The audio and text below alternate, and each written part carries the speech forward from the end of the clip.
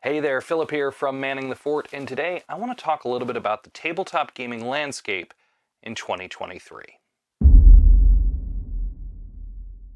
Now, if you've been a regular viewer of the channel for a while, first off, sorry, it's been a while since I've uploaded anything. That's because I had a pretty busy end to 2022 and beginning of 2023. Have something pretty big coming up here in the near future, so been planning for that and getting ready, but my goal is to get back on a consistent track of content creation as we head into the new year. This video is also going to be a little bit different because it's my first unscripted video. I've been thinking a lot about the tabletop gaming community as the new year rolled around and various news items and things happening in all sorts of different sectors of tabletop gaming.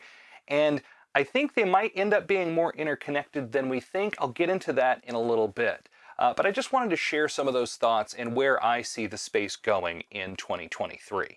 One thing that both tabletop miniature gaming and tabletop role-playing games have in common is they both have a 900-pound gorilla.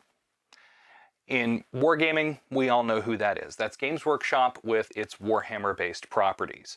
40K by far being the largest of those, but even the smaller ones taking up a significant portion of the market share within the industry.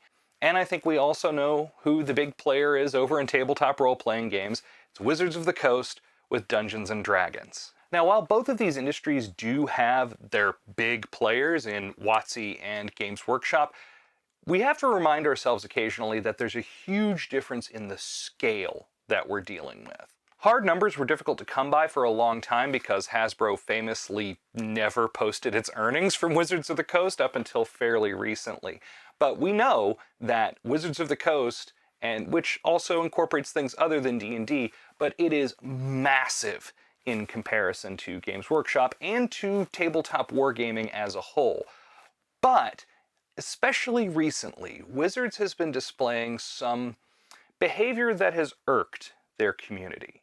Now, if you haven't been keeping up on the drama, I'm not going to go into too much detail on it. There are other channels out there that have done great videos about the drama going on with the licensing and the upcoming new edition of Dungeons and Dragons, and how that has thrown content creators, third-party publishers, and fans in general into a really tricky spot going forward. And it got me thinking about something. Kind of the universal opinion right now across the role-playing game space, if you don't travel in those circles, is that what Wizards has done is basically an incredibly scummy thing. They've gone back on their word for a licensing agreement that's been in place for over 20 years, and now opens up the door for them to crack down on independent creators, even some content creators, third-party publishers. Is this sounding familiar to you, tabletop wargaming fans? Do we know a company that engages in that kind of behavior? Let me talk a little bit about the difference, though. The tabletop role-playing community, they are not putting up with it, at least not the vocal ones. Now, I understand the vast majority of people who own a Dungeons and Dragons book probably, bought it and don't follow any of the news going on online. But the hardcore fans, the people who spend hundreds and hundreds of dollars on D&D, they're not putting up with what's happening right now. And it provides a stark contrast to me from what's been happening with Games Workshop. It's unarguable that Games Workshop has engaged in numerous anti-consumer practices in recent years. They've cracked down or threatened to crack down on multiple content creators covering their games or even parodying their games, which is a clear protected fair use, but that's neither here nor there. Also, it's becoming more and more clear that they are terrified not only of their standard traditional market competitors making plastic minis, but of the 3D printing revolution that's happened, especially with the increase in quality and decrease in price and decrease in complexity that it's taken to get involved in 3D printing over the last few years. And when I first started thinking about this, I thought to myself, man, those tabletop role-playing folks really have it right. They are not going to let Wizards get away with this. And while there are a few hardcore WotC fanboys hanging around, the community is fairly united, and far more united than the tabletop wargaming community. But all that said, there is a bit of resistance to Games Workshop in the tabletop wargaming community. Now, I'm not saying all this to say, oh, I'm never touching a Games Workshop product again. I have way too many of them sitting behind me still needing paint, and that I still enjoy playing. I like their games, I like their products. This has never been about their games. It's always about the marketing practices and, frankly, the anti-consumer practices. And now, like I said, Wizards is getting a taste of what that's like when a community really unites.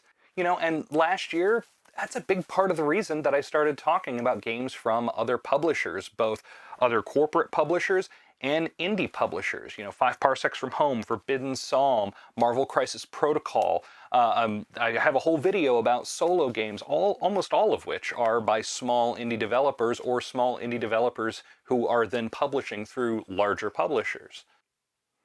I've been sort of documenting my history in the tabletop wargaming space for another video that I plan to do fairly soon. And as I kind of compile this history and go back through these memories, one thing I realized is there were, at almost every stage, alternate miniature wargames that you could play. It's just that for the vast majority of them, they didn't catch on. It's not like it is now, where, some rando on the internet can spend $200 on a printer and some resin and another $20-30 on some files he likes and print all the minis he wants for just about any game he could possibly want. Now I bring this up, and I bring it up in the context of Wizards of the Coast, because I always thought that Wizards would be kind of the last holdout when it comes to these blatantly anti-consumer practices by a market leader in the tabletop gaming space. They always had been. It's worth noting also that they're competitors. Well, formerly competitors and then kind of third-party licensees and now full-on competitors again, they're not standing for it either. And they're capitalizing on this market disgust with what WotC has done. Paizo, who makes Pathfinder, they've announced a new open role-playing game system in cooperation with a bunch of other small to mid-sized publishing companies. MCDM, who's run by Matt Colville, who has the best D&D channel on YouTube, by the way. If you're at all into D&D, especially from the Dungeon Master's perspective, you should go check out Matt Colville. His company is now going to come up with their own system. They're accelerating their process for that by over a year. And I think we've seen companies try to do this in various ways on the miniature side of things too, but I think it's been a much slower burn, and I think a lot of it, like I mentioned earlier, has to do with the march of technology, especially when it comes to 3D printing. 40K has always been a mess when it comes to balance and things like that, and we've always just put up with it because they were the only option. Well, it's 2023. There are dozens of alternatives out there that you can get very cheaply or even free on places like Wargame Vault. Going forward, I think I'm going to do what we should do in capitalism, right? You vote with your wallet, you vote with your feet. And I'm not sure that Wizards is going to be getting much, if any more of my money, if they continue down this path. And I think the same is true of Games Workshop. I haven't bought anything with a Games Workshop logo on it for a long time.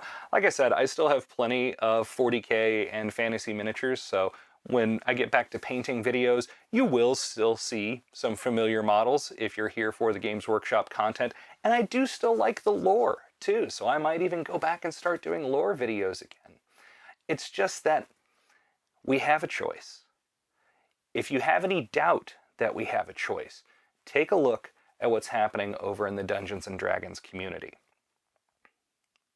If you've stuck with me through all of this, thank you. And if you enjoy this more kind of free-form content from someone who has spent a quarter century thinking way too much about tabletop games, then maybe give the video a like, subscribe to the channel, and I promise this will not become the exclusive mode of content on the channel. We will get back to some of the scripted videos, some of the hobby tips, some of the game stuff. I did actually play the next round of 5 parsecs from home, or at least most of it, there were some problems. Actually, I might have to take a mulligan on that round of 5 parsecs and film it again.